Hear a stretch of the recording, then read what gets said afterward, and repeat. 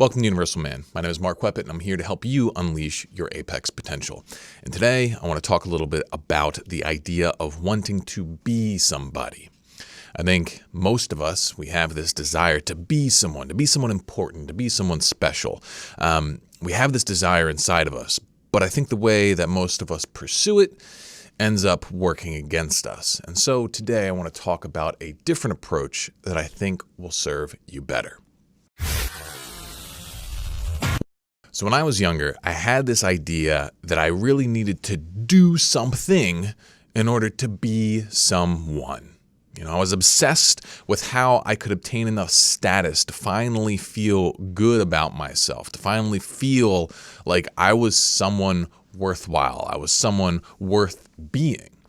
And that's a really strange idea when you look into it, this idea that you need to do something in order to be someone. But I think this is the way that a lot of people in our society today look at the world. It's like your worth is derived from how useful you are, how successful you are, how much you make other people happy, how much other people like you, that sort of thing. But it really doesn't make a lot of sense, right? Like, even when we're talking about doing something, like, it's a strange idea linguistically. It's like you do verbs. It's like you can jump, you can run, you can build, you can do things like that. But what does it mean to do a thing? It kind of means like you're acting. It means like you're playing the role of an object, right? And that's what we are talking about. It's like the idea of needing to do something in order to be someone is the idea that you need to become a more useful object in order to get your personhood. But that doesn't make any sense. You cannot derive your personhood from objecthood. A thing cannot become a person. And even if you become a more and more useful and perfect thing, you're not going to generate any personness from that. Right?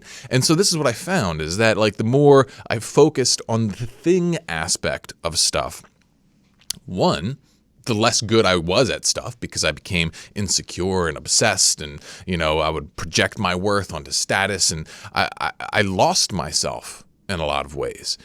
And I felt further and further from being the guy that I wanted to be. And I seemed to have less and less control over myself, which was strange. It seemed like, the more focused I was on becoming a thing, the less control I had over myself. And I found myself in patterns of escapism and dysfunction and all kinds of stuff like that. The turning point for me was realizing that I was already a person. Okay, I was already someone. I didn't need to be something in order to become somebody. I already was. I was already a person with inherent dignity. I was already someone who was worthy of respect. I was already someone who was worth the sacrifice of improving my life. You see, I had to recognize that first. I was a person first. And I think when you recognize this, when you recognize your inherent dignity as a person and you treat yourself like a person, you treat yourself like a being with transcendent value. And what that means is that no matter how, much status you have or don't have, it doesn't affect your intrinsic personhood qualities. It doesn't mean that it doesn't matter how much money you have in the bank account. It doesn't matter how much sex you have. It doesn't matter how many followers you have on social media. That doesn't determine your worth as a person. It doesn't make your life more intrinsically valuable than another person's. Yeah, that stuff can matter, and it does have effects on your life, but it doesn't make you any better or any worse. And when I really recognized this, it kind of changed everything. Because once I was secure in my personhood, all my person bits, like my thoughts, my emotions, my mindsets, all the stuffs that's really connected to me as a person, it stopped getting in the way of me becoming something, like a coach, like a content creator, like a husband even. Like, these are all things, they're roles. You play the role of some kind of object that has some sort of specific function. Like, when people hire me as a coach, they're hiring me because they want me to do a job. They want me to be a tool for them, right? And if you want to be able to play the role of an object effectively, and you want to do it really well, and you really want to have a high level of impact, well, then you have to be able to be secure enough in your personhood to put that stuff aside and play the role well, right? You have to become a better and more perfect object to succeed. But the irony is that you can only really do that if you are comfortable with who you are. Otherwise, you're going to get all these doubts, all these fears, all these insecurities, all these rationalizations popping up and preventing you from being the kind of person that you want to be. So I guess my big point here for you guys is that I want you to reconnect with your own goodness, your own inherent value as a person, and put that above whatever it is that you're trying to be, okay? You already are the most important thing that you can be, which is a person.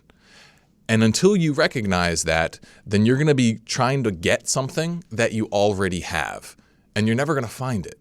And you see this with people. You see this with a lot of massively successful people who are horribly depressed. They commit suicide. They do these things because they're looking like they have all the success, and the world tells them, oh, well, you have all the success, so now you're somebody. But they don't feel it. They don't feel anything. They feel empty because they believed that lie. They were looking for something somewhere that it couldn't be found.